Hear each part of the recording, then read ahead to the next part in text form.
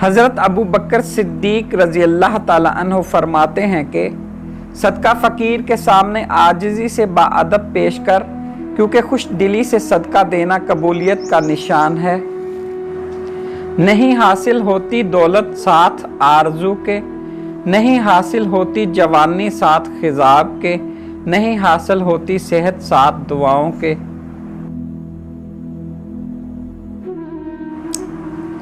گناہ سے توبہ کرنا واجب ہے، مگر گناہ سے بچنا واجب تر ہے۔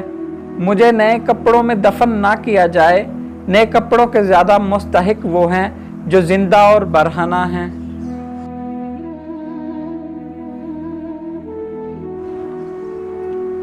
گلے اور شکوے سے زبان بند رکھو، راحت نصیب ہوگی۔ زمانے کی گردش عجیب ہے اور حالات سے غفلت عجیب تر ہے۔ پرہیز کرو، پرہیز نفع دیتا ہے۔ عمل کرو، عمل قبول کیا جاتا ہے۔ اس دن پر آنسو بہا جو تیری عمر سے کم ہو گیا اور اس میں نیکی نہ کی تھی۔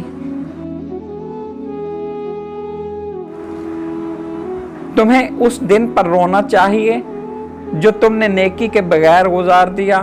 صبر میں کوئی مصیبت نہیں اور رونے دھونے میں سوائے نقصان کے کچھ فائدہ نہیں۔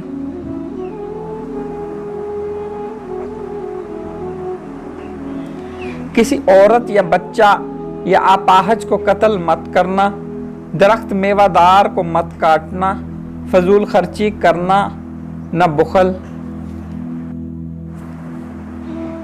جہاد کفار جہاد اصغر ہے اور جہاد نفس جہاد اکبر۔ خوف الہی بقدر علم ہوتا ہے اور خدا سے بے خفی بقدر۔ جو اللہ کے کاموں میں لگ جاتا ہے، اللہ اس کے کاموں میں لگ جاتا ہے۔ عبادت ایک پیشہ ہے، دکان اس کی خلوت ہے، راس المال اس کا تقوی ہے اور نفع اس کا جنت ہے۔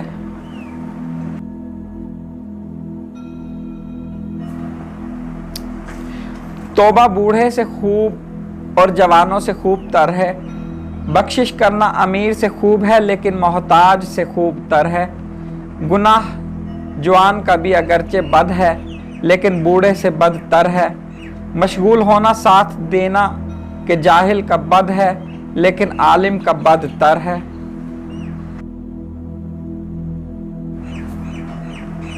تکبر کرنا امیروں کا بد ہے لیکن محتاجوں کا بد تر ہے۔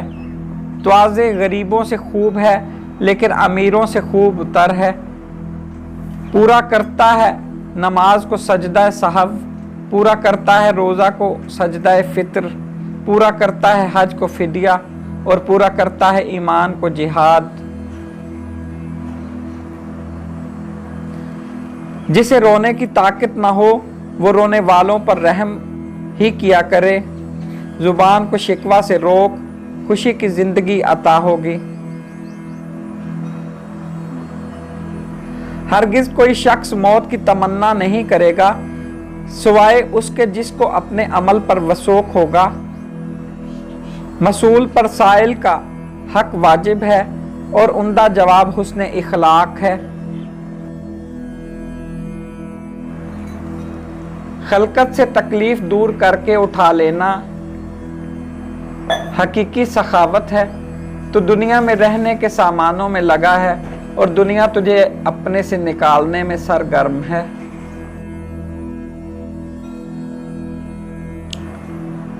آپ جب کسی کی ماتم پرسی کے لیے جاتے تو فرماتے، صبر میں کوئی مصیبت نہیں اور رونے میں کچھ فائدہ نہیں۔